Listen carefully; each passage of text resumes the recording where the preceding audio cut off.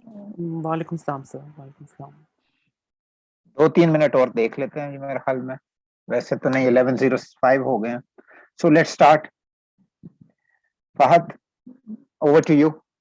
So Fahad has done an important paper on media economics. So let's hear from Fahad, and then the floor would be open for discussion in a while. Fahad, please. Sure, sir. I hope my screen is visible. Yes, it's visible. Okay, sir. Thank you. Assalamu alaikum to all. So, the paper which Fida and I had submitted for review was titled Understanding Broadcast Media Economics in Pakistan. So, the themes along which we have structured our paper is that we'll start with what media economics is all about, what does it entail, because it is primarily within the area of specialization of media economics that the topic we are trying to explain or describe um, falls in. Then we'll be moving towards the economics of broadcast television, what the parameters along which the media market in Pakistan can be explained. We will discuss that as well. The media advertising expenditures or spend in Pakistan. How does that link with the politics of media rating in Pakistan and, of course, the PEMRA's role as regulator of broadcast media? And we are also trying to come up with certain operable points which may in future be helpful in improving the media economics. So what does media economics entails? We have followed two important two definitions. The first one is the more contemporary one by Orwell, Carveth, and Alexander, that the business operations and financial activities of firms producing and selling output into various media industries. But the definition which is more encompassing and the one academic from whom this whole area of specialization of media economics has come from is from Picard. And he defines that media industries produce and allocate resources to create information and entertainment content in order to meet the needs of audiences, be advertisers and see and other social institutions. Um, by the media industries, they mean the production houses, the content creators, the media channels, as well as the broadcasting services. And it's also a very important definition because it speaks not just about of the supply and demand in terms of audience and advertisers, but also of the other social institutions and the impact of the broadcast with television on the society at large. The interest in media economics within the broader domain of economics is not just driven by the theory, but also by the economics and the commerce of it, as it was experienced that in 1960s and 70s and 80s and 90s, and then in post 2000, how the UKs and USAs in particular media industries have expanded all sorts of media. But since the focus of this paper is of the broadcast media, so we will be talking about that only. But overall, the different forms of media, be electronic, be digital, be out of house entertainment, um, be the broadcast, be the social media, it has really expanded. So our paper is an attempt to synthesize the data from the secondary sources, and the secondary sources we have referred to, of course, apart from the literature. In the context of Pakistan, the secondary sources we have referred to are the Gallup Pakistan, Aurora, Freedom Network, and the Media Matters for Democracy. And the reasons for including these four particular secondary sources, the data or the infographics or the charts or the evidential data of these from these four different secondary sources is the fact that they provide a more the mainstream perspective as well as the alternative voices as well to give a conglomerative and the triangular view of what the media economics of broadcast in Pakistan entails. So what we've done is two things. First of all, we have synthesized the data. By synthesis, what Vida and I had done is that we have drawn the commonalities from the data that we have found. Also, we are trying to bring in the alternative voices, particularly when it comes to the role of PEMRA as the regulator of broadcast media in Pakistan. Secondly, in relation to the political economy dimension of the television audience measurement or the TRP system in Pakistan. So, Ferguson defines four very important key markets of the broadcast television, the economics of broadcast for television. One is related to The supply side, which includes the production houses, media organizations, and media channels.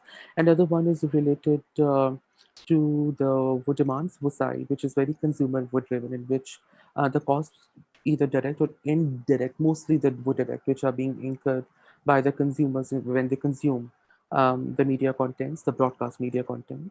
Another one is related to how the television stations and program producers can increase the internal efficiencies in terms of cost controls.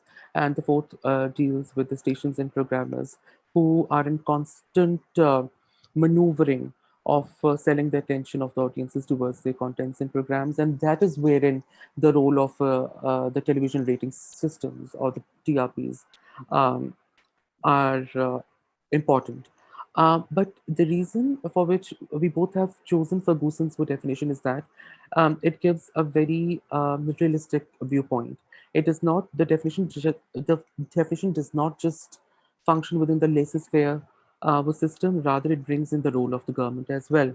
And Ferguson identifies that the role of government is important because it ensures quality and quantity controls.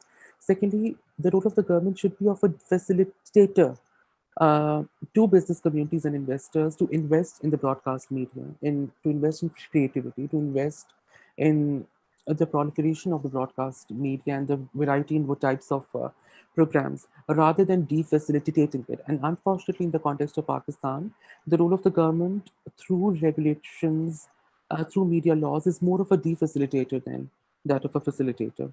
And thirdly, the role of the government is also about giving autonomy to the broadcast media, networks within the which in the context of Pakistan is again very much questionable. So for these reasons, we have included the definitions given by um, Ferguson.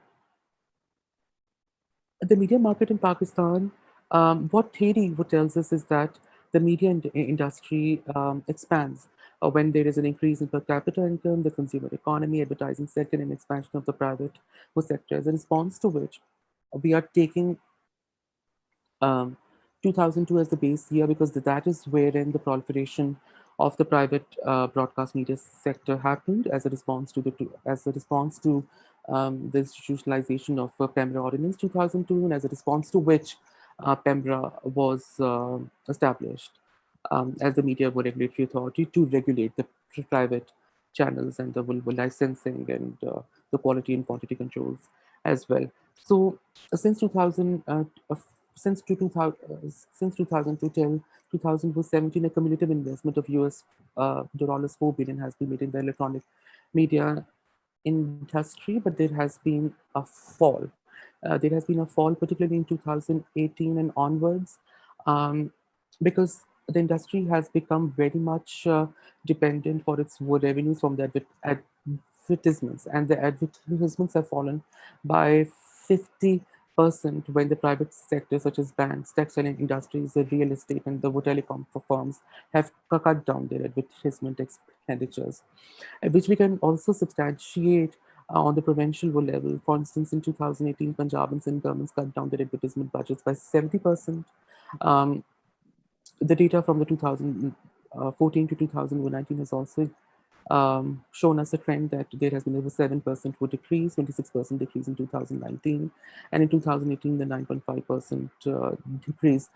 On one hand, when there has been a fall in the advertisement expenditures in electronic and print media, there has been a contemporaneous and a consistent increase in the advertisement expenditures when it comes to the digital media, which we can also substantiate by giving the statistic that there has been a 30% increase in 2020, 31% increase in 2019. Um, Despite the fact that since 2018 and onwards, actually 2013 and onwards, there has been an inconsistent advertisement expenditures on the broadcast, on the electronic, and on the print media. There have been usual spikes, and those spikes are attributable to the fact that in 2013 and later on in 2018, the political parties in their political election campaigns have poured in huge amounts for their political campaigns. If you want to look into um, what amounts were being spent, then the details are in the working paper. And if anyone wants to know about it, we can explain it in the Q&A session. So the media advertisement, why we are focusing on the media advertisement expenditure and spend in Pakistan for three important reasons. First of all, the theory says that economic growth and the proliferation of the broadcast media is positively related to each other. Secondly, the proliferation of the broadcast media is also positively related to the advertisement expenditures. And thirdly, in the context of Pakistan, since the advertisement revenue is the most important way through which the broadcast media and the production houses, the content creators and the media channels can strive, and they actually thrive on that. So for this reason, we are talking particularly about the media advertisement expenditures. Um, if you go through this particular figure, which was compiled by Ali in 2019 using the data from Aurora and the Gallup Pakistan, then they will show us that since 2011, um, there has been a lot of inconsistencies in the ways and in terms of the amounts which are spent on the different forms of media. For instance, for television media from 2017 onwards, it has been a fall. In print, the situation is more or less different. The radio has been the lowest advertisement expenditure has been incurred on the radio. The out of house um, s- has been showing slight improvement, but 2018 there has been a one nose dive, and since the outbreak of the pandemic, the worldwide box office is at zero. So the notion or the idea of out of house entertainment, it has really gone down. Only it's the digital media which has been showing consistent upward trends, particularly since the outbreak of the pandemic as well, because many OTT or the over-the-top platforms have really increased. Um, this particular figure gives, not the figure, the infographic gives a good comparativist stance of two fiscal years where there has been a 7% fall in the overall media advertisement expenditure or spending, although television still constitutes the major component of the advertisement expenditure. But over the years, as we have shown in the previous graph as well, that over the years, the um, increase has been showing consistent falls, but still it is the largest, and the lowest advertisement expenditure is on the radio. Also, it has shown that this infographic shows that there has been different avenues through which the advertisement expenditures have been financed, be it through federal government, the real estate, education, financial sector, and pharmaceutical companies. So there have been different avenues and sources through which advertisement expenditures have been incurred. But despite this, there has been fall um, overall in the amounts which are being poured in for the advertisement expenditures.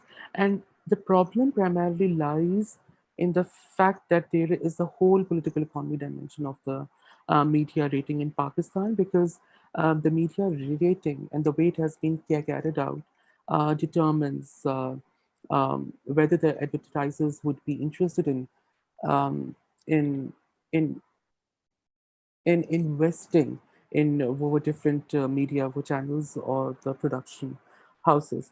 So for that, we will try to explain what the television audience measurement is all about and what the television ratings are. So the television audience measurement is a system through which the TRPs are collected in Pakistan. The rating system as exercised in Pakistan is primarily the TEM system, which caters primarily to the big cities. And uh, TAM, or the TAM, was established in 2007 by Pakistan Advertisers Society and the Pakistan Broadcasters Association. Its sole responsibility was to generate for TRP data and aligning data according to advertisers. And here's the problem, because the advertisers usually have very little, or in most of the cases, nothing to do with the broadcasters in terms of creativity and driving the national content is concerned.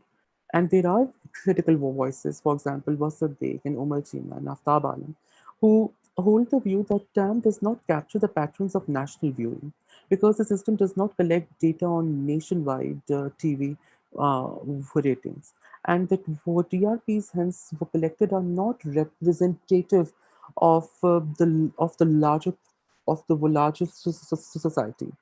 Um, as far as the TRPs are concerned, then we will borrow the word definition from Big, who defines that these are the tools to gauge viewership of televised content. The data is based on the map of drops and surges in TV audiences at a point in time.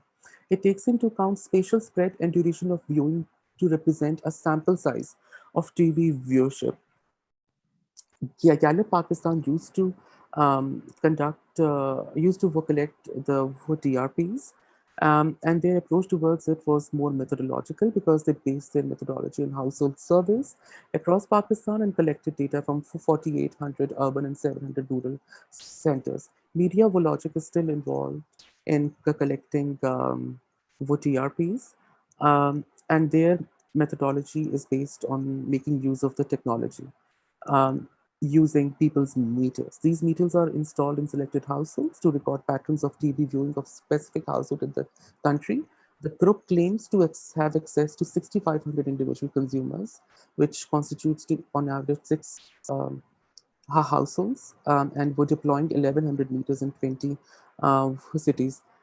These critical voices are of the fact that the problem seeps into the analysis when the broadcasters would tend to fine tune their program or news contents according to the wish list of the advertisers. And that's a bigger problem because when the 100% of the broadcast media's revenues are dependent on the advertising revenue, um, hence, the attempt of the broadcasters is essentially to make the advertiser friendly content, which may or may not be in line what the national narratives of what the social issues or what the economic situations of the country are.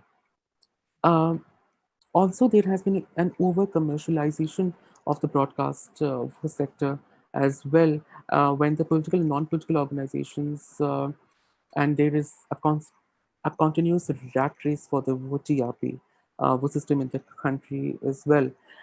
Following this course of action, broadcast media has become totally disengaged with consumers and has forgotten its purposes of the public for service. And when we talk about the public for services, it's important to bring in Tamra's role as the media regulator because the lexicons of public service, the public interest, are very much contingent within the lexicography of what the PEMRA ordinance is all about. So, in order to explain what the PEMRA's role is as a regulator of broadcast media and how does it collate with the broadcast media economy in Pakistan, I'll request Fida to please pitch in his ideas. Fida, are you there? Fida?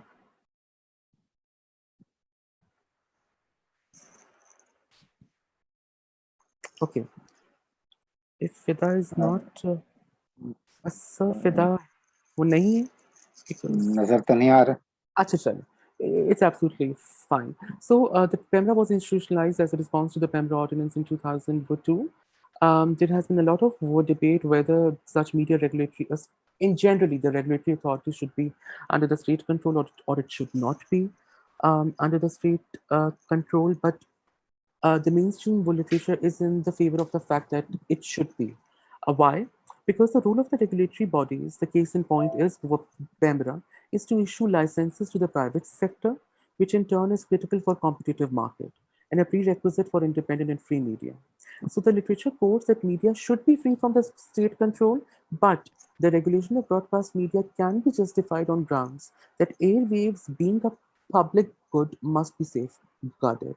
In addition, wireless communication requires and justifies government authority over allocation and licensing of broadcasting frequencies, which we can also substantiate from Templeton's study, who quotes that media ownership as a rationale for regulation, as limiting private broadcasting sector helps in not over expanding the media sector and also in keeping a check on the quality and quantity controls. So we have adopted that proposition to justify as to what the to justify the existence of the PEMRA as the media regulator, but there are issues, and the issues are primarily related to the regulatory ones. The first issue is that of a traditional mentality, which lies in the fact that the structure of legal and regulatory framework of PEMRA is both based on traditional mentality of A, controlling, B, policing, and C, surveillance, then A, facilitating, B, incentivizing, and C, persuading media to abide by the laws. This policing and surveillancing over persuading approach is the cause of trust deficit between the licensees and the Canberra. The second issue is, which has been going around for over a decade, is that of independence. It is argued that an autonomous regulator free of any government or state control is desirable. In Pakistan, PEMRA laws authorizes the federal government to issue policy directives to PEMRA. Hence, the independent or the autonomous status of PEMRA is questionable. Moreover, in 2017, the government of Pakistan linked PEMRA with the Ministry of Information and Broadcasting, and this ministry exercises the power of the federal government to issue directives, which further compromises on the autonomous and independent status of the regulatory bodies. Hence, decisions regarding institutions of licenses for broadcast media is under the directives of the government. Uh, it it may be the fact that a PEMRA is becoming more of a pawn in the hands of the state control to drive its narrative rather than representing the multivocality of what the national narratives, be it for politics, economics, or commerce. The third issue is that of a monopoly, which I would call oligopoly actually, because the current broadcast sector has turned into an oligopoly because of strengthening ownership of print media over electronic media outlets, due to which entrance of new creator content creators in particular and media houses has become very difficult. Also, it is difficult for them to compete with the existing media tycoons. So the concentration of few media players can control the type of information to be disseminated to the people, and PEMPA has fallen prey to it. So the lack of pluralism and asymmetrical information are among the issues which are identified by the critical voices, for instance, Asad Beg and Aftab Alam as well. The fourth important point is the lack of government word. For instance, there are a number of factors. For instance, the lack of the government writ in certain geographic areas, such as Savart, which has resulted in the burgeoning of illegal radio stations, causing unrest and exacerbating violence in the tribal areas as well. So yes, the role of media regulator on theoretical lens is very important, but it should not be just circumvented to the regulation of the content. Rather, it should be driven towards facilitating the broadcasting services and the private owners of the content creators through incentivizing growth, value, and employment for the media market at large. And there are some regulatory issues, which we have explained in this paper as well. So what can be done next? First of all, just picking up from where we have left, that PEMRA shouldn't just be a regulator of the media market. Uh, PEMRA should be the regulator of the media market rather than the regulator of the media content, because it's just one of the sub-embeds um, along which the major ambit can be addressed. Secondly, the budgetary allocations for cultural industries is also very important. There has not been more than 0.5% of the government's budget allocated to the creative industries or to the cultural industries. Why it is also important to increase the budgetary allocations is that the broadcasting the broadcasters or the broadcasting services would no longer be contingent on the advertisement revenues for their survival. Since their survival is contingent on the advertisement revenues, um, so it becomes more of a rat race to secure higher TRPs, which are not always very transparent and hence not accountable. The public-private partnerships is also very important, as we have seen in Bangladesh, Nepal, Sri Lanka, and even in India as well, that the public-private partnerships have poured in money, have poured in multiple voices, have poured in regional voices as well. So why not to adopt that model or the framework in the context of Pakistan and the autonomy of Pepembra, which is or which exists on the paperwork should be deconstructed, and it there, if you go to the website of Canberra, there are excellent initiatives on the documents which have not been established or institutionalized just because of the fact that the regulatory authority in itself is not independent or not autonomous enough in its operationalization and uh, functioning. Thank you so much for your patience for listening. Now we are really looking forward for Dr. Salman Nazir's comments. Thank you.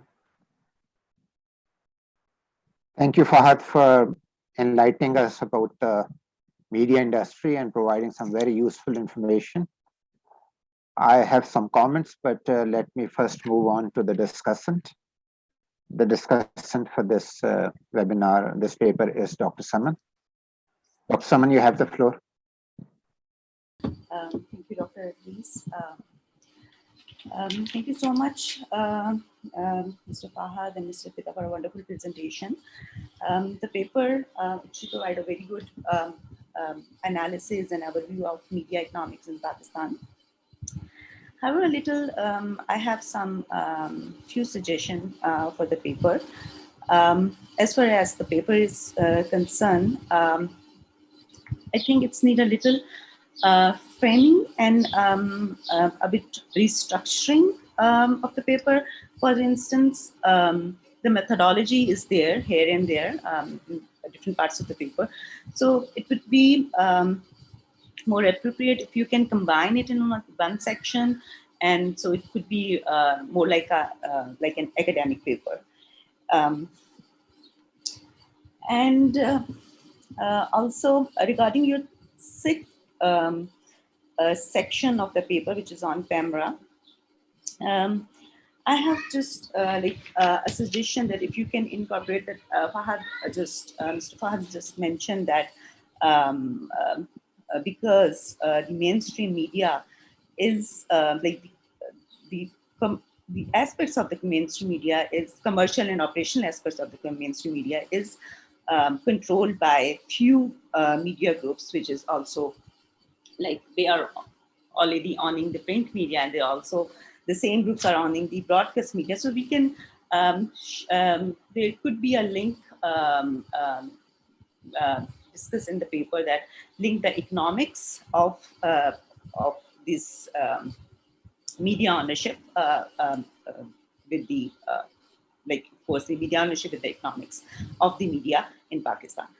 And regarding the PEMRA, like of course I agree with you the suggestion that it should not be controlling the media content, rather like of course the one of the main responsibility of the PEMRA should be looking at controlling the market and cross ownerships, which is already happening. So it's again a failure in that, not a like we can say it's a failure because of course one of the main responsibility of the regulatory authority is to stop the cross ownership of the media companies in broadcast media.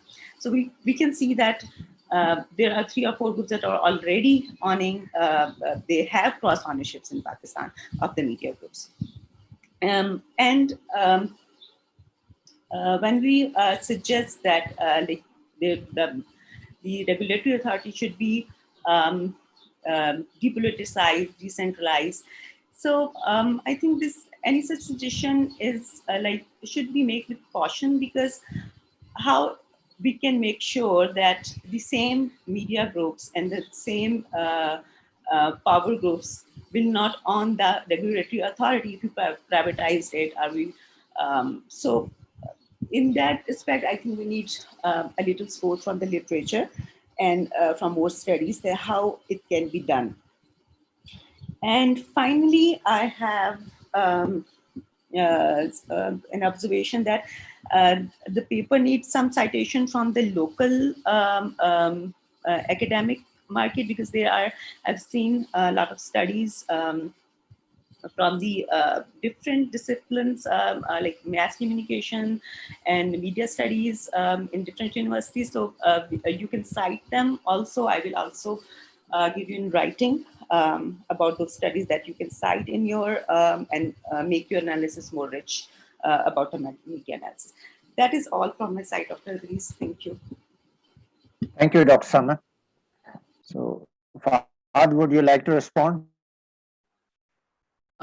Thank you so much, sir. Thank you, Dr. Samanazi. Ma'am, we'll would definitely, while we're discussing about the critical voices, we had included those studies from the local authors, but we would definitely include the materials that you will send. And about your point about regarding questioning the PEMRA's role, the second and the third point, we will include those as well, for sure, because those are very valid arguments. So, Fahad, I have some questions, and then I will move to the Yes. floor. So, we know that there are issues with the rating. So, just as we know that there are issues with the rating and ratings are not very representative, so probably advertisers who are the primary users of the rating, they would also know that these are not representative.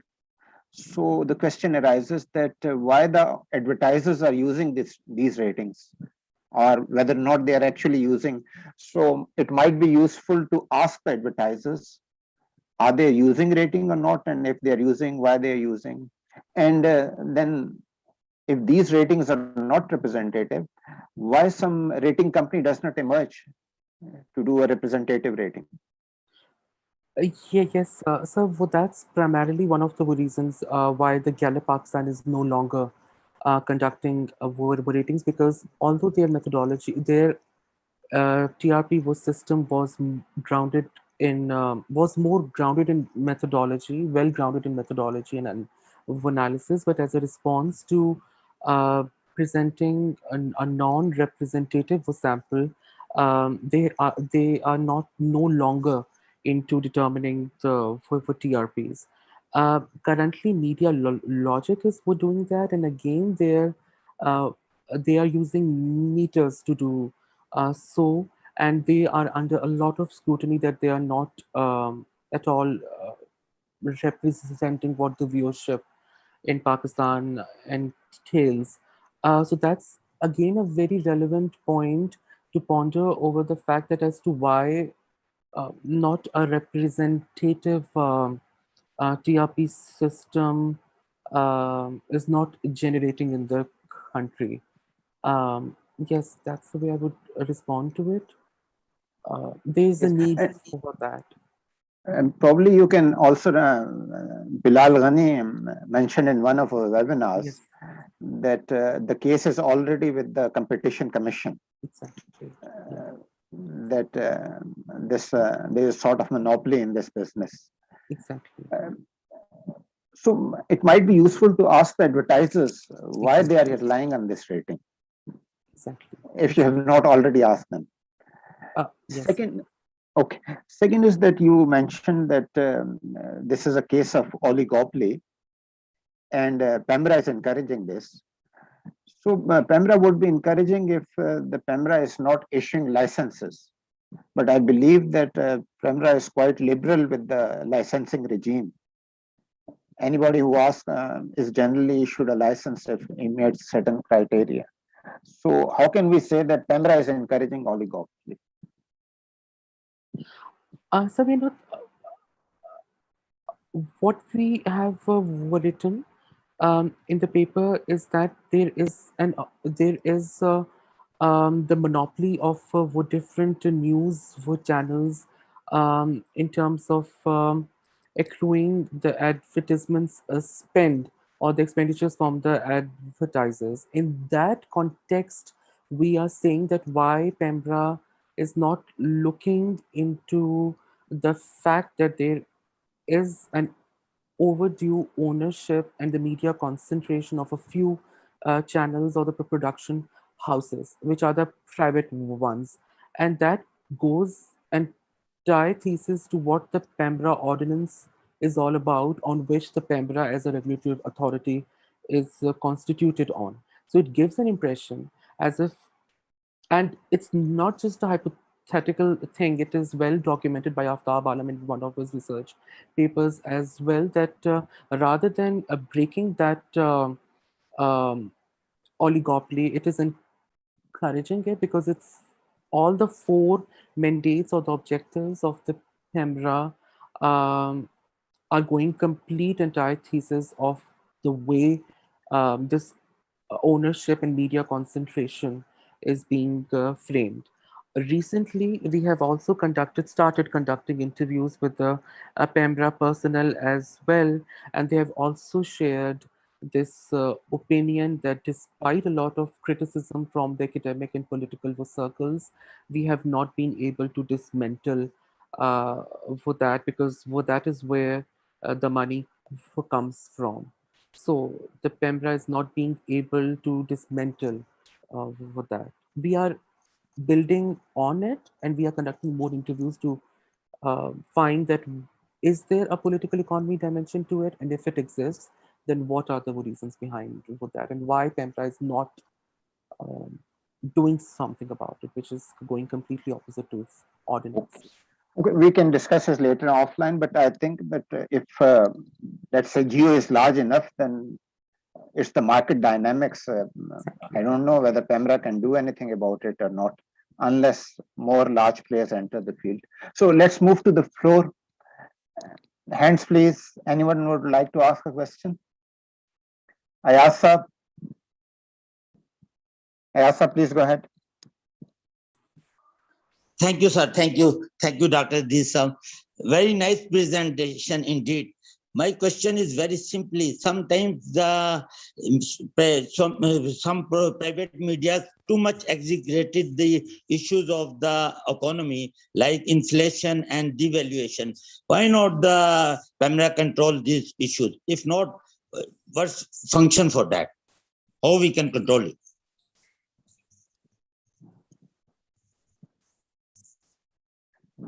Fahad.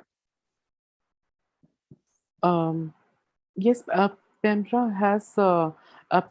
controls it through the COC, which is the Council of Complaints. If there are complaints regarding any media content, then it takes action through the COCs. The COCs will send their complaints to the authority, which according to PEMRA's lexicography is the main body, and then it would reviews those for complaints as well. And of course, apart from that, there is a political economy dimension of the TRP system as well, which we have tried to explain. So I think that responds to that. Yeah. So Fida is here. Fida, I believe, is the Yeah. co-author as well. So Yes, Fida, please. Yes, sir, my mic was mute and I couldn't unmute it. That's why I couldn't check in at that time.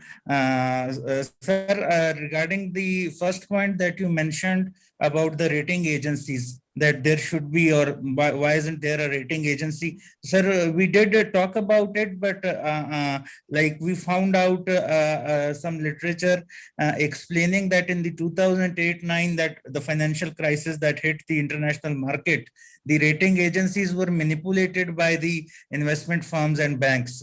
So the same problem can be experienced here as well, that the rating agency will not do the job for which it is made. And when we talk about making PEMRA a bit independent or decentralizing it, we're not talking about making it like privatizing it, but what we are saying is it should be more of a FCC type, the one we have in the US. It should be that type of a regulator, which doesn't serve as a boogeyman or with which the political regime can scare the media. Rather, it should be like a regulator which could cushion the small, weak channels so that they can compete with the big sharks. So the way PEMRA is doing it, the way it's making it oligopolistic, is that it sort of blocks the ways for smaller channels, people with less investment, people with less resources to venture in the market. That is why we don't have any local news channels or regional news channels. We have national news channels, and most of those national news channels belong to particular media groups, and they have the monopoly over the entire market. The smaller groups, smaller TV channels, whenever they come in, they take some time, and then they are, they stop doing business. And there have been many examples. PEMRA has banned almost 144 media outlets, including radio and TV, since its creation. While the bigger channels, they have the resources, they have the de facto resources and the de jure resources. They can use the de jure power of the courts to win their cases. They can use the de facto power of their resources, buying in people, etc., and make their way out. And lastly, sir, I worked on economics of defense while I was a student, sir. So when I used to talk to those people, they were not as scared of giving me information as the media people are scared. They are more conscious when even saying, a single thing that they think that might go against their interest or something. This is what like we and Fahad, when we talk about the questionnaire, we have to make it. We have found out that the media industry is very sensitive compared to even something like defense, which is considered to be a taboo discussion in Pakistan. So these are a few things that like we are still working on it, inshallah, and in the final draft of the working paper, these issues will also be addressed, and we will try to do that. And one last thing, sir, when you taught us political economy, you taught us AC Moglo and Robinson, and one of their paper was regarding that when we have de jure reforms, so the elite, they if they cannot encounter the de jure reforms, if they cannot stop the de jure reforms from happening, what they do is they invest in the de facto political power in order to offset that what is being, the reforms being taken place de jure.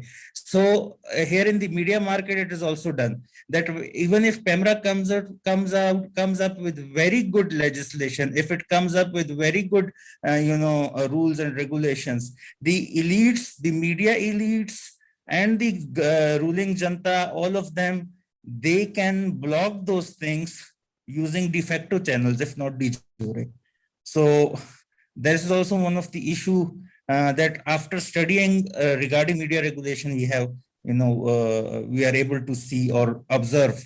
Although we lack data regarding this to prove it, because such data cannot be made available, but that is what we have found out or observed. That's all, sir. Thank you, sir. Thank you, Fida, for the explanations and response. There's another question from Zain Ul Abideen. Zain, please go ahead. Yes, thank you, sir. So my name is Zain Ul Abideen, and I'm a student of MPhil Development Studies at PIDE. So I have a question that, as we have seen in the past, that many of the governments were accused of granting advertisements to particular channels. So does this paper discusses that how can we minimize favoritism, and where is the role of regulator when such governments grant advertisements to particular channels? Chief Fahad or Fida? Sir, in just like the gentleman asked, yes, in some literature, not academic literature, but in news articles, this was highlighted, this issue. We did come across it. But as far as PEMRA is concerned, we do not have rules and regulations which regulate this sort of thing. After reading the ordinance, analyzing it, we didn't find anything like that. But when we study the case of United States and their FCC, they have such rules. So as we have done in the past, for example, we have our national internal security policy, but when we study it, we do find out that most of it is concepts are borrowed from other countries as well. They provide us with a guideline, a way out. So in the same manner, FCC of the United States does provide us with a way out over here.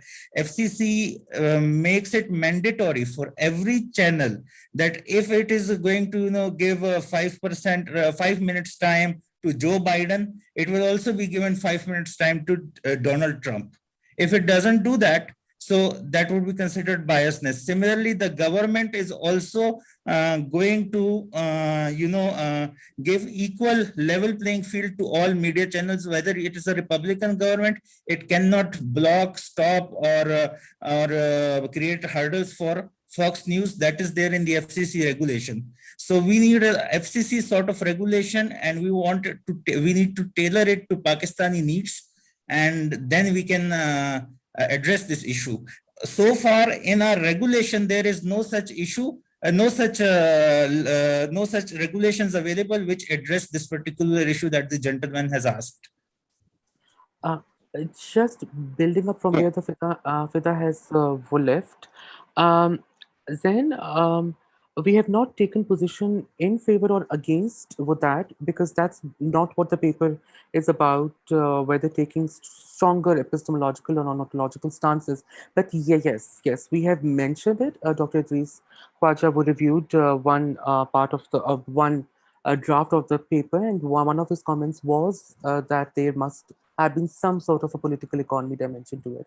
And based on Sir's comment, we had tried to look into it as to why there has been inconsistent advertisement expenditures, and why it has been also pushed by the government.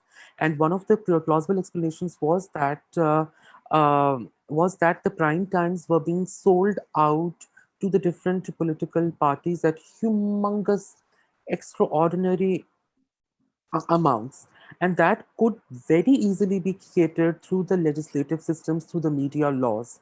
And there are media laws about what to show and what not to show on the broadcasting services, but a very important dimension of the equal representation and not falling prey to the political economy have not been laid out, and we all know the reasons for it. It's just like an elephant in the room, but that definitely needs to be addressed. Building up from Fida, that FCC in US has very strong prescriptive guidelines to not to create such monopoly and on oligopoly, and discriminatory or a biased allocation of funds by the government towards certain media channels or for the advertisements. There is an office of communication in UK which follows the same guidelines, but Pakistan's media laws, especially the camera, is completely silent over that. So I would definitely move a second Fida on that. So this financing of media is a very important subject, and it has political economy dimensions.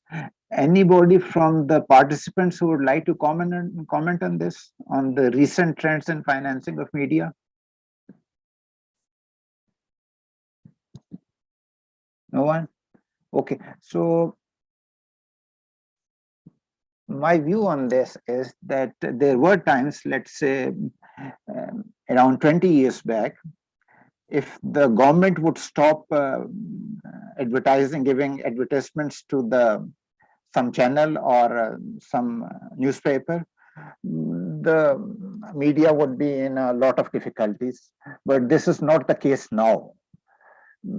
Even if the government stops, the channels or the media houses would survive.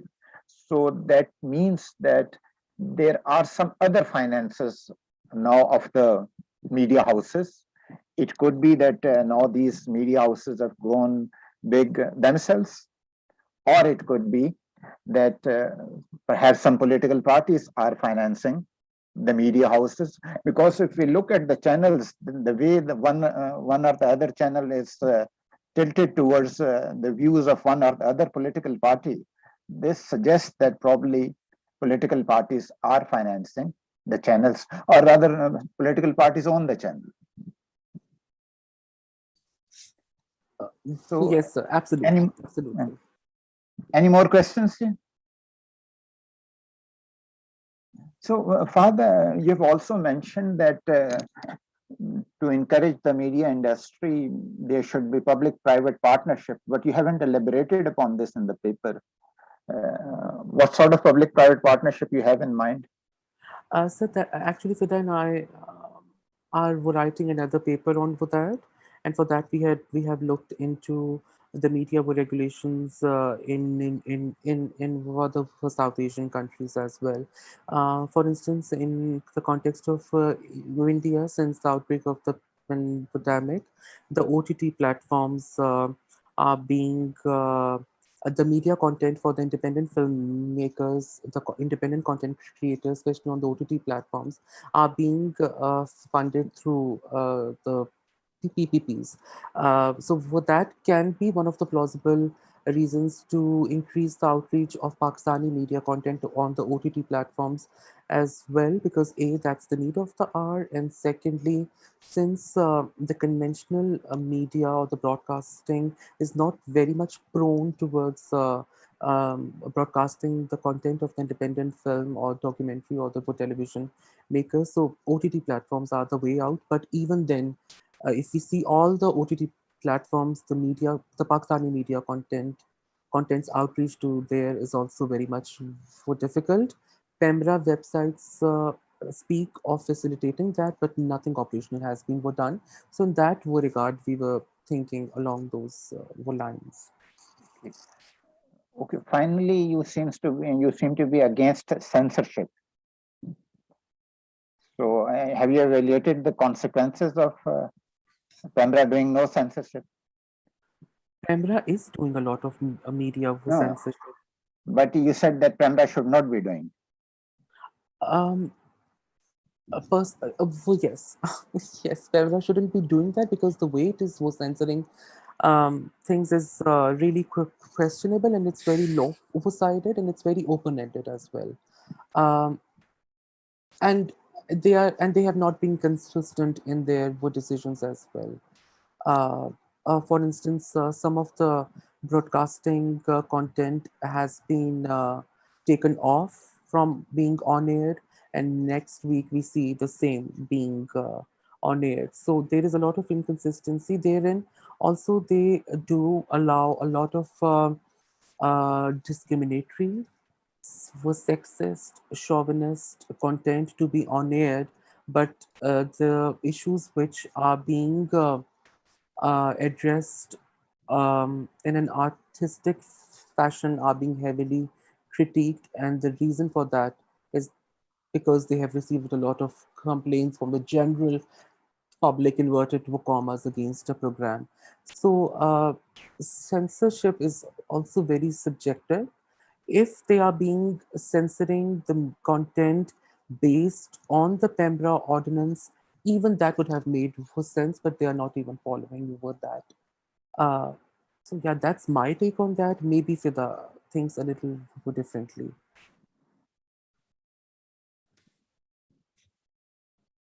Sir, Ji. if I may add, sir, this from censorship, we actually what we were pointing out was especially when we made the first draft. After that, what work we have done on it, from censorship, we actually mean the government might use PEMRA as as a way to intervene unnecessarily in the market. So the definitions in the ordinance, or the articles or the sections in the ordinance, the way they define the do's and don'ts, they are so broad that we can bring anything into it and bring out, like we can if I am the government, I can make I can say anything is blasphematory or vulgar, etc., because these definitions are subjective. For one person, one thing would be art; for another person, it would be vulgarity. So those sort of things should be defined, keeping in view our culture and society. The ordinance has not done that. The legislators have not done that. So what they do is they can use this instrument of censorship to censor anything that they consider going anti-state or anti-public interest. In the same way, they say that in public interest, PEMRA can do anything. Now, what is public interest is again a subjective thing. There is no clear definition available in the in the ordinance. And thirdly, sir, there have been I watched a video while working on the paper. The videos are available on YouTube. The audience can search it if they want. So there are some statements, some dialogues in different dramas, some scenes, which if you look at PEMRA ordinance, were supposed to be banned, but PEMRA did not ban them. There are things which are harmless, but which were banned by PEMRA. So this clearly it identifies that there are other standards based on which these things happen. They can